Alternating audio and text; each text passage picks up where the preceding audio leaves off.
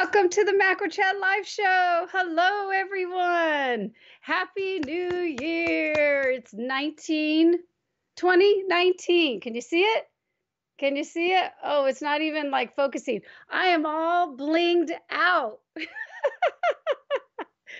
because I want to celebrate the new year with some, like, I wish I had confetti, like the confetti I could throw out to you guys. I wish I was with you on saying Happy New Year. I was just telling AD that I was pretty sick during the holidays and I had laryngitis, and I may sound a little rough, with the voice, but I actually fell asleep on New Year's. We went camping with the family and it was a blast, but Janice couldn't hang. But I'm so happy that we have this awesome show. It's live. And yes, Arnhem is here. Happy New Year, Arnhem. We have Crowdcast, the membership over there. I saw Matthew. Hey, hey, hey, how you doing? Jan is here. Becky's here. Catherine's here. Happy New Year's to you all. And AD is now in the background. So if any of you guys want to watch that last Christmas show, you can see AD Wheeler and me because we chatted it up and had a holiday special 2 weeks ago. So I just want to say thanks for being here. I love chatting with you guys live, and I got a little gnat coming around here, but I definitely like the theme thing. So cheers to 2019. I hope the best for all of you. This is not real. I can't drink because I'm sick. But look, sparkling cider tastes yummy. All right, you guys. So the ones that have been here, I would love for you guys to share to your friends. Tell everybody we are on live talking about close-up, macro, and micro photography. Some of you that are new, that have never been to the show, go to the chat on YouTube and say hello. Let us know where you're from. What kind of macro stuff do you love to shoot? We have a full range of fun today, like every macro show I love. So before we dive in, I am going to have my promo that I always do, but Janice didn't make a new video. So Janice is going to read notes while we share my screen so you can see the sponsor. So this is brought to you by SJP Membership Program. Become an adventurer of the F-Stop for only $29 a month. You'll have monthly challenges to push you out of your comfort zone. We have live calls, which is the heart of the membership, which will answer all of your questions, whether it's business or photography. You get bonuses only just for the membership program. And we have fun live workshops to see behind the scenes. And if you have questions while they're live, you will ask right then and there and get an email to your very own email with the questions so you can check that stuff out later. So become a SJP member, and I will put down the link down below to the membership program. I will definitely do a video because I do not want to read that every single time. So, but the other one that I had was 2018. And 2019, it's a new year. And yes, a happy new year. This is a time where it's fresh, it's new. We some of us will say this is our New Year's resolution. I say go for it. Who cares if you don't finish your New Year's resolution? At least you tried. So that's what this show is about today. We're going to talk about goals, pushing yourself, and really setting the macro journey for 2019. So what I'm going to do is I'm actually going to go ahead. Let me get this over. So I want you guys to think about right now. Oh, I love AD did all the fireworks and everything. That was really cool, AD. I just noticed that right now.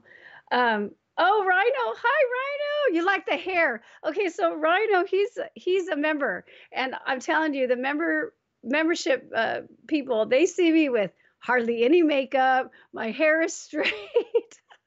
But for the actual show, I like to put on makeup. And look, I blinged it out. Like I said, I've got the sparkles. I've got my sister gave this to me for Christmas because she knows I like sparkles. So maybe I'll macro shoot this. Who knows? I'm going to talk to you guys about a couple things about macro, getting yourself inspired and shooting different things macro ways. So we're going to talk about that today on the show. But what I want to do is I definitely want to let me get Lightroom over here, and I want to set this up real quick. And I want to hold on one sec, AD, before we get over there. Okay, so I'm moving things around, guys, and I am not prepared. There we go. So what I want to do is let's go ahead and share the screen. I want to just share this with you guys because, we love to macro shoot. And sometimes we just take the camera out, we just go for it and shoot away. But I think that when we start new years, it's good to really have a plan and try to set some goals. So I just want to share something that the members in the membership program today, Ashley has put this up for you guys. She's actually throwing up a whole bunch of PDFs that I do throughout my business, and all the members will get that. But you guys can see this here that it's not a member. Don't worry, you don't have to be a member. I just want you guys to focus and think. So start thinking about shooting, have a plan, because it really helps you think about photographing different things. So like this is an example. Tomorrow I went ahead and filled this out. So I'm going to set up my studio lights here. I'm going to find something in the kitchen, which you guys will see that I've posted in our professional macro group and Facebook. I'm going to share somebody that really inspired me, and I think will inspire you. He's awesome. He's part of the group. I'm going to clean up and prep my studio. I'm going to I did some research on dramatic lighting. So I use OneNote. So I'm going to grab that information. I'm going to try different times of the day. And then also I'm going to make a new file just for this project on my computer. And then just like AD shared last show, I'm going to play with Luminar. We just had that. So I'm like, yeah, let's do it. So I'm going to go ahead and shoot with Luminar. And then I have a journal while I'm shooting of different things that maybe I want to change and just write my ideas. And what will happen is I'll do a second shoot plan. This is number one. And then I'll do a second shoot plan. My goals is I want to really focus on dimension. So I'll do a lot of side lighting. I want to focus on the beauty of the subject. And obviously I was talking about drama with light. So I always say to myself, because I screw this up all the time and AD knows about it, I pay attention when I see this. Look at my f-stop, look at my shutter speed, but especially look at my ISO. I don't know how many times I've jacked up my ISO to like 1500, and then I only needed an ISO of 100 with a better quality. So this is something for me to remember. And you can find your own mantra. My mantra, which is my own, really, I've taken it from the 1,000 words, is 1,000 words does make a difference. And then what I do is I also have this little photo prep that goes with it. And I like to research just for you guys. I think it's a good thing for you to do. Research what others have done so you don't do the same exact thing. Get yourself to do something different. Make sure, this is what pisses me off half the time. Make sure your batteries are charged. I don't know how many times I want to shoot and my batteries, they aren't ready, and just because I've flaked out. So batteries, laptop, phone, whatever. Again, check my ISO. I write that down all the time. And then try new ways to play in post-production, and then make a list of things that you like. I do that in a journal. You could do it any way you want. And then for sure back up your work and have some external drives. And this is one thing that I say, this is totally me. You don't have to feel this way, but I said, believe in yourself. It's okay to make crap. It's called progress. And you don't have to call it that way, but that's what I feel. So that's something, we could go back to me now, AD. That's something that I just feel that's important for you to start thinking about the future of what you want to do with macro photography. So I know that I have, me and Ashley have some amazing plans for 2019. And of course, I'd like to share a little bit of what we do in our membership program here. But it's just inspiration for me to feed off of what others are doing also. And that's one of the things that's really fun. So that's why I wanted later on, I'm going to share our Facebook group because I really just love seeing what others do too. So let me see. I want to, oh, one last tip before we go into some awesome images that I want to inspire you guys to really think about. Uh, it is a proven fact that once you do something like I've shared with you, write it on your calendar because you get more done and you're committed once you say, okay, I have this set down for tomorrow. I'm going to set a certain time frame and I'm going to shoot. Whether it works or not, I'm still going to make myself just enjoy the time and do the best that I can and love to see up close and photograph it. So make sure you add these things on your calendar. So that's something that's really, really huge. And I want you all to feel good and to be ready for 2019. I just wanted to start this new year off with a couple of the tips that I shared. And then I really do love to see, you know, the end of the 2018 best of whatever, best of winners of national. I'm going to share with you a National Geographic one. And I'm looking for macro. A lot of the images are awesome. And some are just, you know, some are so deep that I just have to go away because it's all personality. You may like something totally different than what I do. So, of course, if you're ever inspired and you want to share something down below this video after the show is over, share a link. Share what you love when it comes to close-up, macro, and micro photography and inspire people to see things differently. And that's what is really this show is all about. You guys know the story. If you don't know the story, I'll tell it to you next show because we got too much going on about why I started this show. So, oh, thank you, Jan. I'm looking over and I see her say, Jan, you are awesome. Thank you. She says I look lovely, but you can hear my voice, huh, guys? It's crazy, but thank you, Jan. So let me get this ready because I just want to share a couple images that I was just excited about. Let me get off of that. Okay, we'll go ahead and share the screen now, AD. So, I mean, I truly do love to look at what other people have done throughout the 2018, the best of. So I'm always just clicking around.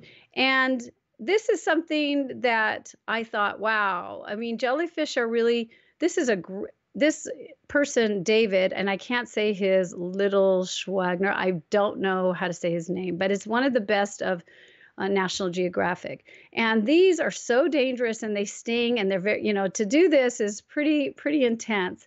But, you know, it doesn't have a lot of color, but it has a lot of power. And I just felt like this photographer did a wonderful job. Love it. Here is his second image. And I think this one is my favorite. And it's just almost like a black and white, but you could really see the details of the jellyfish. You could see, I mean, the black and it's just so gorgeous that obviously I will never do this. This is something that I personally will not dive down, go photograph, but it inspires me to maybe look at mushrooms differently because of the lines. So this is why I want to share this with you, because take it beyond what this person is actually shooting, but how they photographed it. And so it's just beautiful, the post-processing and all the details and your focal points. And, I just love it. I really do love it. The last thing that I'd like to share, let me get a glass of water. The last thing that I want to share, and I am going to, I'm very honored, and I will. I think you guys should check out everybody on this list. So this list right here is the top 20 macro photography blogs and websites to follow in 2019. And so I think that if you want to be inspired to see different things that are out there, that it would be really cool for you to, and I give all the links down below. So here's all the websites to the people and the different companies that really get into macro photography. And there's Mike. Remember, everyone, Mike's been on our show. So there's Mike. Happy to see Mike. And I'm right under Mike. So yay! I'm very, very honored to be part of this list. And I think that you guys would really enjoy just looking at these images and thinking about what you would like to, different ideas to photograph for 2019. So that is a huge honor for me, but also, just for you guys to really get in and just look at the different images, the different websites, just to give you some ideas. So if I find more, then I'll put them down in the comments down below this, because I really want this show to be about inspiration and, focusing on a plan for you guys all to photograph within the year. So, okay, we'll go ahead and go back to me, but there's 20 of us, and it's very cool. And I think that it will be fun for you guys to look at different stuff out there. Now, one of the things that I've been seeing a lot, because, the Northern Hemisphere is cold, is one of my friends, Charlia. Sometimes she watches this show, but she was really excited about, what was it? Soap bubbles, soap crystals. She put the soap and she'd get, in the snow and have this crystal effect. And when she was first starting off, she was just flustered, but man, that girl just kept going and going.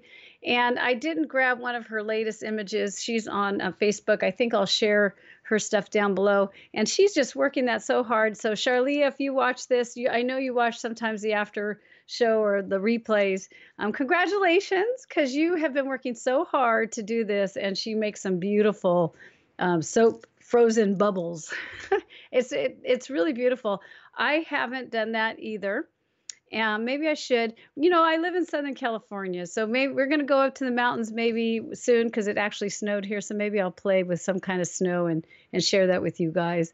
But if you have any other ideas too, share in the chat. I'd love to hear about some of the things that you guys are playing with at the moment, and why you guys are doing that, because we are probably about 30 seconds to a minute. I'm going to go ahead and we'll get Becky's image, because we're going to get ready for critique time.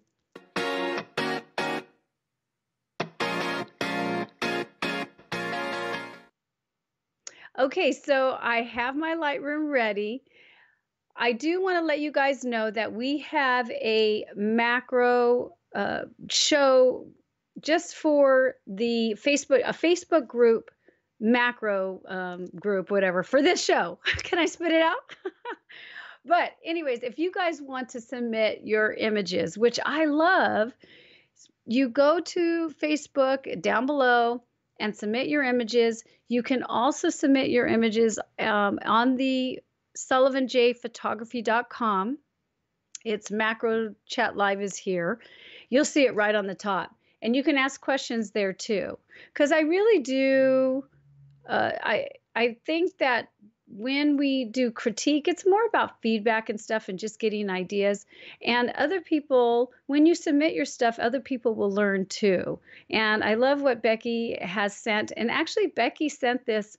I missed this. She had sent this when I was doing a stacking show. We did a show just purely on photo stacking. And I totally missed it. And so she had told me, I asked her, hey, can I share this today? And of course, she was gracious enough to let me do that. So we're going to talk about photo stacking. And I also have a couple other tips for her too. So what we'll do is I'll go ahead and I'll click on her image. Oh, that's not the one. There we go. There we go. Okay, we could share that now. And I'll read. Well, let me take a sip. If I don't sip on things, what happens is I'll start getting one of those dry tickles and start coughing. Okay. So that sparkling cider is not too bad. So let me read what Becky has said. She said, "This was taken in August while I was out house sitting for my sister. It had rained the whole week, and finally, when it stopped, I was able to get outside and make some macro shots. I found this yellow striped army worm munching on a green tomato and thought he would be a cooperative subject since I wanted to experiment with focus stacking. My Nikon D7100 with the Tamron 100 millimeter macro 2.8 lens was mounted on a tripod. The camera was set at 1/100th of a second at f11, and her ISO was 800. She wanted that for a deeper depth of field. The day was cloudy and overcast, but the sun came out while I was making this shot. I always wonder, how do I decide how many images I need to make to get everything in sharp focus? I made 18 images, but as you can see, I should have made more as I missed some areas. Because I did not like the background, too much green, she has in quotations, I stuck my iPad with a blue cover behind the tomato for a contrasting color against the green tomato. I made some minor adjustments in Lightroom before taking the image into Photoshop. I would really love to learn more about focus stacking and become proficient with the process. Looking forward to the show. Thanks for all your hard work and helping us make better images, Becky.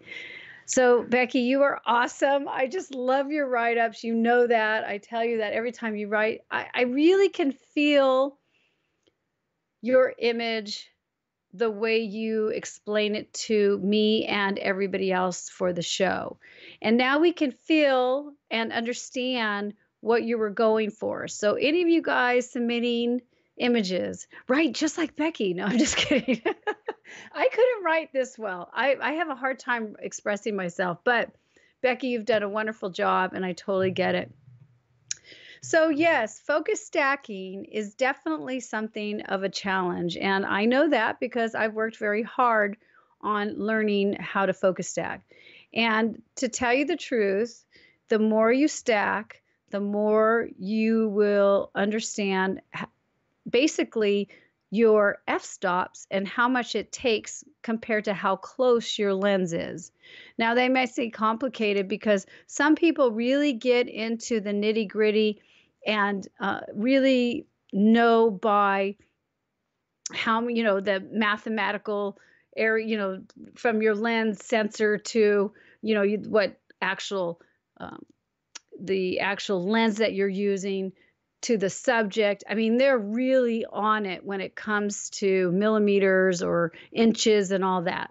So I'm not a techie person like that. So I don't teach that way. But you can always look that up if any of you are like that and really want to know details, because it is mathematical. And if you have your lens at a certain f-stop and it's, say, the 100 that you have, and it's so much of a distance to the subject, you will be able to figure out how many shots you will need. Now, Becky knows that I use, when it comes to indoors, I use a program like Helicon Focus, not Helicon Focus, but it's a Helicon Stacker. I love Zareen to actually take the images and stack them after they're shot. But the program is pretty cool because when you're shooting indoors, it has all that technical stuff and calculates everything. So it knows how much I need to stack because I take the shot from the closest part of the lens, and then I slowly, then what I do is I go to the farthest part of the location of my image, and then it calculates everything. But Becky's outdoors, and that's not going to happen. I mean, I don't know too many people that will, I don't even know if you would put that on an iPad or a laptop and do all that stuff, to tell you the truth, when you're outdoors. I don't do that. So Becky, there's a couple ways what I do when I'm trying to focus stack something like this when I'm outdoors. And I'm going to show you in the equipment area too, when we talk about equipment, what I use to make things easy. But I do make sure that I'm really at I really do start at the focal point of, say, if there was like big eyes right here. For me, I want to grab that first because I never know if the subject's going to move. So I'll grab that instantly and get the stacks of, say, from here to here. But then, say, with this one, I could see that your focal point is pretty much right here. Looks like you were trying to get up close, like right in here. This is blurry, but who cares? It's not really part of your subject. But I do see it is a smaller, this is a smaller image because Becky shared the image. The last image that we had was a larger format. This one's actually really small, but you could see here that she has missed some of the stacks, and that's okay. And to me too, I can't, it's hard because it's definitely not as sharp as I would think it would be, because see how this plane is. So I'm wondering also, what did you use? Put that in the chat for me, because I'm wondering, what did you use to stack this? Because I see that this is in focus, and then, but over here, this plane should be in focus. See right in here? So I'm wondering if some of the images, maybe it was just the stack itself was giving you problems also. Yeah, I understand that right here you didn't get it, but it could also be part of the program. So when you do these stacks, my suggestion is that go back and look at your other files and see, did you really have this in focus or not over here to the left, right here? Because I'm looking here and there may, it depends. So I would check that first and see if that's a problem, because then if the stack is giving you a problem, then we need to work with you on the software. When it comes to actually focus stacking, what I like to do is I take my lens first and I slowly turn it, and you'll see each area coming in focus. I'm not shooting at the moment because you've got a real slow critter here and you're just practicing. So just to get yourself used to it, when you take the lens and you move it, you'll see little lines. And that basically is pretty much the 2.8. Yes, you've gone to F11, but I always make sure that, I give myself a lot more stacks than what what I feel that, okay, I'm at F11, I should have from here to here in focus. It really doesn't, I just personally just don't say, oh, I got F11, so because I have F11, I'm going to go from here all the way over here. I make sure that I just do very short increments and I get tons of images, because it's not film anymore. Who cares? As long as you get the main area first and then start playing. Yeah, it takes time and patience. And a lot of people don't like to do this kind of macro work because of the patience. But again, you're not doing film. You're just having the shot, and you're using this easy, free. It's free. It's just time is killing, kills us. But that's okay, because when you put it all together, you'll be happy. Because yes, when you don't get the stacks, then it can be frustrating. So AD, go to me real quick, because I want to just show. I want to show. Where did I put my camera? Oh my gosh, it's live. Hold on, everyone. I wasn't ready. Oh my gosh, that's hilarious. You guys get to see me gone because Janice wasn't ready. And then I have to put my earbuds in because I got to make sure I can hear AD if he's saying something crazy. Okay, whoops. Okay, so Becky, this is what I want to show you. We're not in equipment. This is about shooting. So when I'm out there shooting and I have a subject like that, let's move this over. I'm looking in the piece, right? I'm looking in here and I'm turning it just to see. I'm starting from one side and I just want to look and see what's in focus and what's not as I'm turning it. And it kind of shows the depth of where I can go with my subject. And I do this at the poppies. I mean, I'm telling you, it's really hard. Those things move all over the place. Sometimes I have my tripod. Sometimes I don't. It depends on how close I'm getting. If I'm getting really close, the tripod's needed for sure. Or what I'll do is if this is just too hard, then I'll move slowly up and back and seeing what's in focus from the closest to the farthest.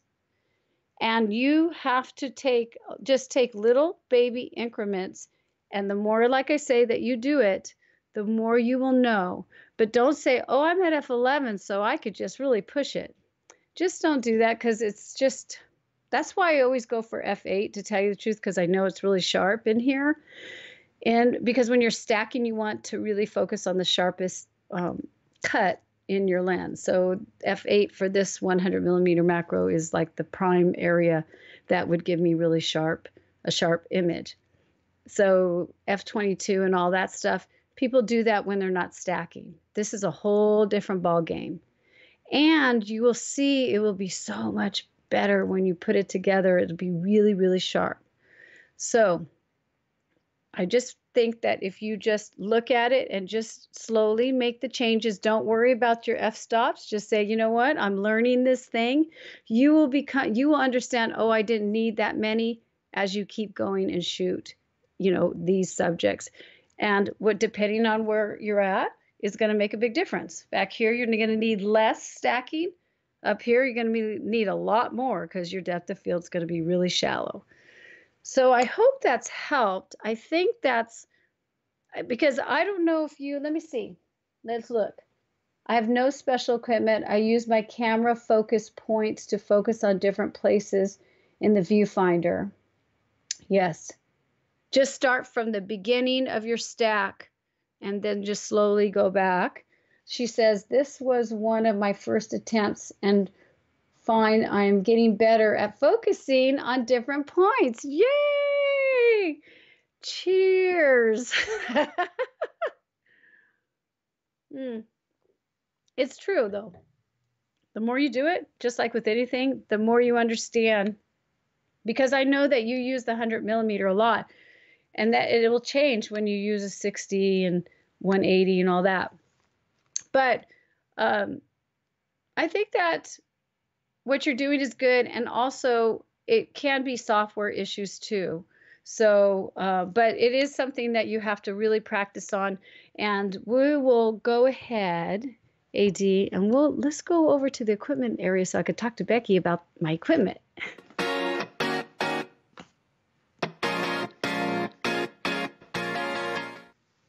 Yeah. So she's seen these things before, but this is for all of you guys that haven't seen this. So when I first started getting into focus stacking, one of the things that's really hard to do is see your subjects. And, some people say, oh, just push this in the back, push this and you can see this in the back, and try to stack using that. There's no way when you're outside. That glare is so bad. You can't see when it comes to macro shooting, trying to see this little thing. And that's not, there's just no way for me to see the back of doing something like that. So, and then sometimes when you get your eyes in there, it's just like so hard to see the image when you really want to focus on focus stacking. Now, if you're just shooting a macro shot off of one, all the power to you, you could do that. But when you start doing the stacking, it's like I said, it's totally different. So my first thing that really helped me when it came to focus stacking, especially outdoors, because when I'm indoors, most of you guys know that I'm tethering. That means I'm hooking up my camera to my computer so I can see what I'm photographing.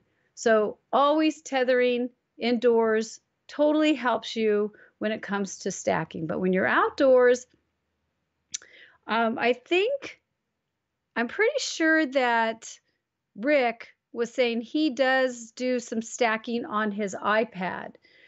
I don't do that. Some people do that. I think Rick was saying he had it all set down on his iPad, and he's the one that made Zareen Stacker. So Rick does it that way, which is awesome. Maybe one of these times I could try to do that, because I do have a program where you could see, I forget what it's called now, but I do have something where I can connect to my computer and I can change everything, say from my phone or to f-stops and all that stuff, but I've never stacked for some reason, I guess just because I'm used to it. So this is the angle finder, and I have a link to the angle finder. That this is a Canon, but the one that I'm going to share with you guys down below will fit the Nikon and all a bunch of others, and it's really cheap. Theirs is like $49 or something like that. It's not, this one's a little bit more expensive. I don't know why, maybe because it just says Canon, who knows. But this angle finder is the best. I'm telling you, I just love it because I can really focus in. So I will attach this baby on, and I do this all the time. You have to take this off. Let me take it off. So I take off the top, just attach it. And then you could see that you can do, I don't know if you could see it. Let me see. There's a little switch in here, and you could get really close. You could get really close to your subject by switching it, but it only does the middle. So if your subject matter's off, I mean, I rarely get real close to it. It's just, for me, when I'm looking into this, it really hones in, and playing with this over and over again, I can't tell you enough how worth it is to have this when you're outdoor photographing.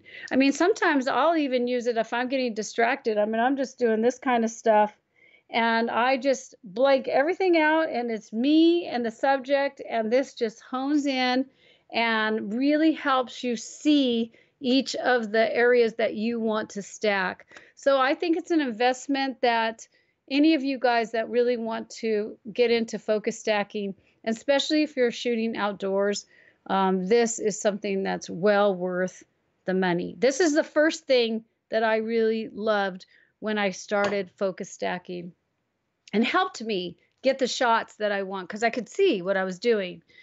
The next thing that really helped me, that's, you know, I have to say that this is not, what's good about having a focusing rack is that when you have such a short, shallow depth of field, and I'm just like, got this eyepiece on, and I just want to move small little increments to get the stack that I want.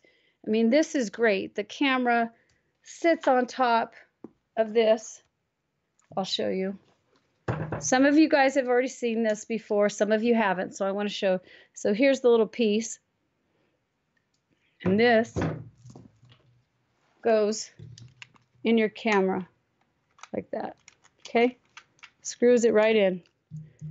And I'll share the link, and then you just place that in. Now, someone had told me, another photographer had told me, oh, when you're using your 100 millimeter, why do you put it on here? You should put like a, you know, the 7200 has a area where you can actually mount the rack from here, from your lens. And it, you know, I bought it, and it was just moving my lens all over the place. So, you know, sometimes you get suggestions from people, even like me, and you're like, what the heck is she talking about? So you just try things that fits with you. And if you don't like it, try it. Just keep trying and try it. I did.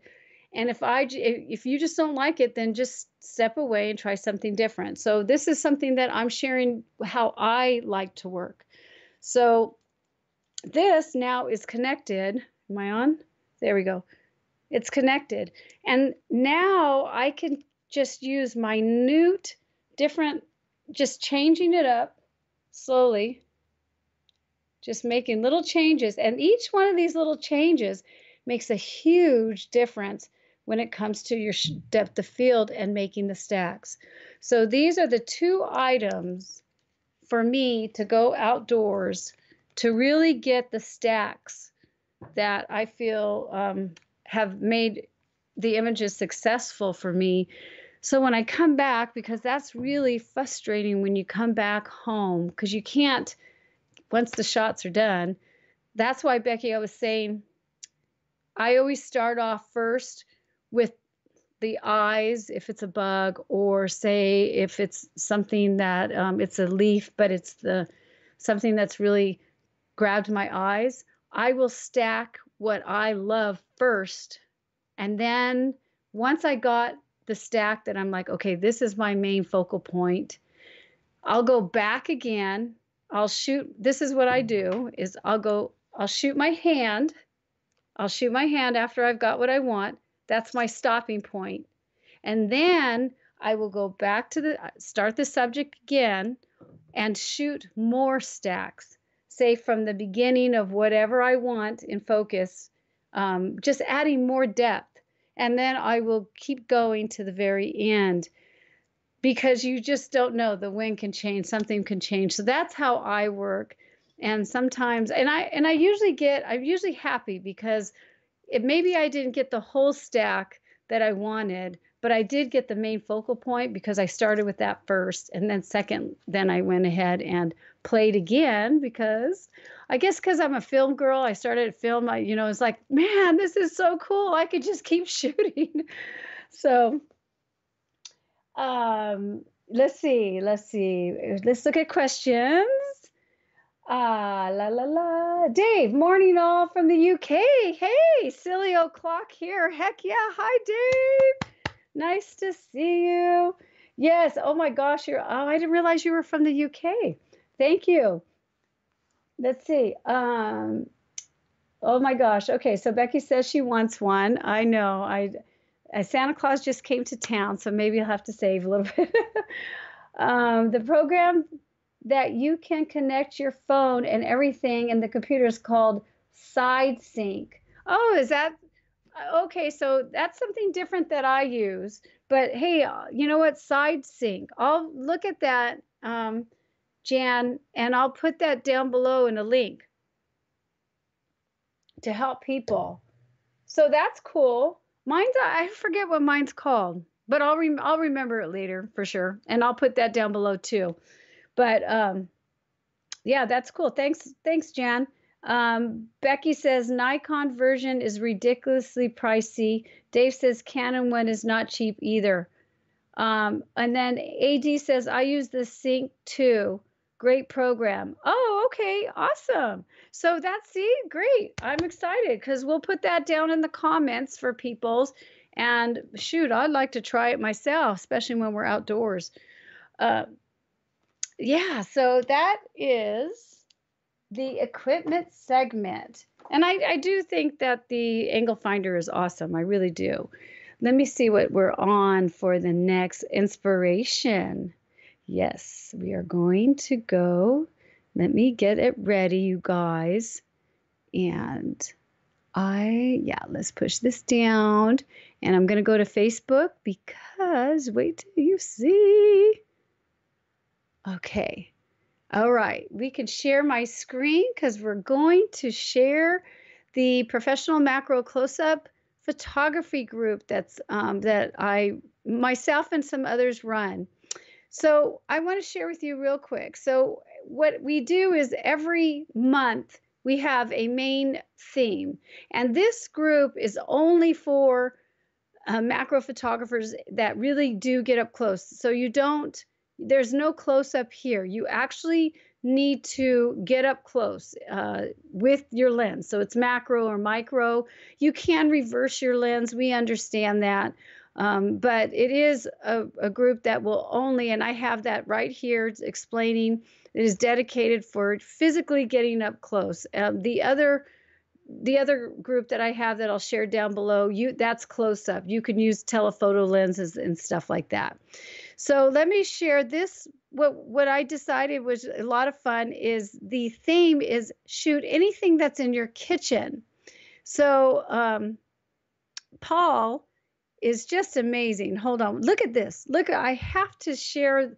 So Paul is just rocking it. I asked him, I said, Paul, can I share your work on the macro show? Because I just love what you're doing. Look what Paul's doing. Aluminum foil under cabinet lights. Look at that. So this one is plastic panel over the kitchen ceiling light. carefully standing on a ladder to get close. Look at that. Okay. Sunlight spot on kitchen counter.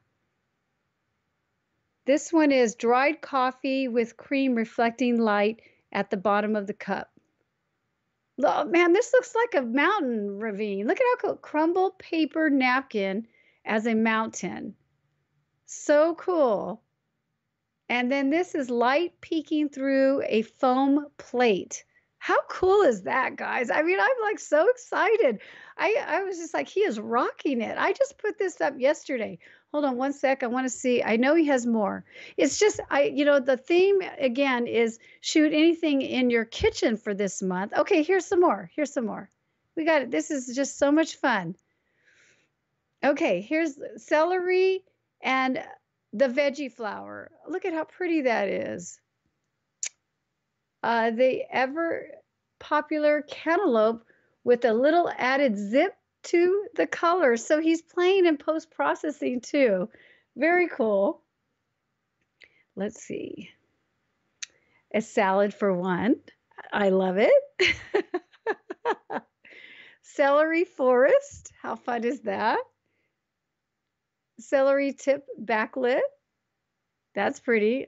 This is like floating my boat right here. I love stuff like this. And then look at this. Today's special, the albino crayfish and cabbage salad. He's so fun. And then strawberry. And then he's all, really? Oh my gosh. Oh, okay. Hold on. This is dragon fruit on black velvet. Very cool. Okay. So I had to share that with you. I mean, I think it's so much fun. Oh my God, look at this one. Oh, I guess this is misunderstood my strawberry mouse dessert order. I mean, how fun is that? So this is just being creative and playing. So Paul, thank you so much. And I appreciate that you we're letting me throw this out to everybody. So what I'm going to do is put I'll put his Facebook page and on the below us so you guys can get to know Paul. He's a super cool guy and a lot of fun. Can you go back to me real quick, AD, because I totally forgot about something. Becky, I want to share with you because this show is only an hour long. I usually never go back. But Becky, I just want to share something with you really quick, okay? This is something that I see a lot of, and I just want, let me get to your image, and let's go ahead and look at her image one more time. So this is just a side note, Beck. So I like your idea because what happened was she said everything was too green. And so she put her iPad behind it, which was really cool. So it seems like the sky. So what I wanted to say though, is I feel like this is really cool with the sky. So I want you to think about, this is like, here's your main subject. But what I wanted to explain to everybody is that what our eyes do first is we go to the sharp areas of the image, and we also go to the very bright and vibrant areas first. So what I wanted to suggest with you is that in the Lightroom development module, if you were to go to, say, the hue and saturation or luminance and say tone it down just a little bit. Let me see. Or no, that's in hue. Maybe turn it down just a little bit. Let me change the luminance. We're doing this live, so I just want you to think about that. If that is super duper bright and vibrant, then what's going to happen is going to pull your eyes away. Just think of the background as maybe darkening it or just not making it so vibrant. You know what I mean? HSL, that's where I'm at, HSL. Yeah, I'm in HSL. Let me show you guys real quick. I don't know if I could do that. Let me see. Let me get out. Let me do this. This is what I'm doing right here. Let's go over here. So I'm in HSL, and I'm just playing with this right in here and just like manipulating. But it manipulates everything. But you can also do this in Photoshop. But I just wanted to let you know that when it's super crazy vibrant, our eyes are going to go straight to that. So that's what I wanted to I just wanted to give you, I was playing with it. This might be a little too dark, but I just wanted you to see. So next time we can go back to me, AD, but I just wanted to let you know, Becky, that when you're post-processing and playing and doing those creative things, which I totally love because I get what you're saying, think about, say to yourself, squint your eyes, is that the most prominent, real bright areas? Because what's going to happen is we're going to go right to that first instead of your main subject. So I just wanted to give you that because I know the iPad could get really, pop. And that could take you away from your awesome subject. So just think about that next time when you post process. I forgot and I said, oh my gosh, we have time, so I could still talk to Becky. Yeah, so okay, well, this is great. It was an awesome show. If you guys have questions, write them down while I go through the ending of the show stuff. I do want to, again, thank you so much for being here. I love chatting with you guys live and sharing these amazing photographs, and I really hope that you guys start 2019 with a blast, making some lists and some notes and shooting, putting it on your calendar, sharing it with us in the macro show. And like I say, too, join the 2 groups. If you don't like Facebook, it's okay. It's all cool. My SullivanJPhotography.com has an area where you can submit photos if you want any help with anything. If you have any questions when it comes to macro, let me know there, and I will do my best to answer them. So mark your calendars because the next macro show will be January 17th. That's in 2 weeks. We have this macro show every other week, and it will be with little old me. But what's fun about when I only have myself is I really can hone in and chat with you guys on what you're up to, the questions that you have. And please, please send me your macro images or micro or close-up images just to get a little feedback and see how things are. I never butcher anybody. It's all about learning. It's about having fun and just pushing yourself out of that comfort zone. And then we will have another show January 31st, and that's when we will have Jackie Kramer on. So every month, I have a macro photographer that I enjoy. We chat about how they became photographers, what they do with their macro work. I just dive in, and they're super, super cool and share all of their knowledge with us on what they love to do. So that is coming up soon.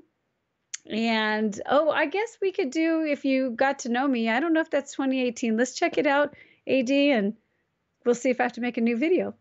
To get to know us in more detail, check out SullivanJPhotography.com. And while you're at it, sign up for challenges, deep dive photography information, and free textures by just filling out your email and your name and pushing that grab your first challenge. If you'd like to even dive deeper into your photography and really elevate it, check out membership.sullivanjphotography.com. This is a membership that's only $29 a month, and we give you everything that's needed to really push your macro and landscape photography. Hope to see you there. So thank you. Yes, and you're welcome, Becky. And thank you, Jan. Yes, I will. I am slowly but surely feeling better. I appreciate that. Dave says, cheers. Sliding into the wildlife trip Saturday, photographing kingfishers. Oh, interesting. Roll on spring for the insects appearing again. Oh, I know. That's definitely what a lot of people are excited about. Everybody underneath us can shoot the bugs, but the northern hemisphere is just like, sorry, they're all hibernating. But yeah, so I'm really happy to start 2019 with you guys. Always remember that 1,000 words does make a difference. If you love this show or liked it, please give us a thumbs up. And definitely share it with your friends, and let's get some more macro lovers chatting with us every other week. Happy New Year's, everyone. Have a good one. Cheers.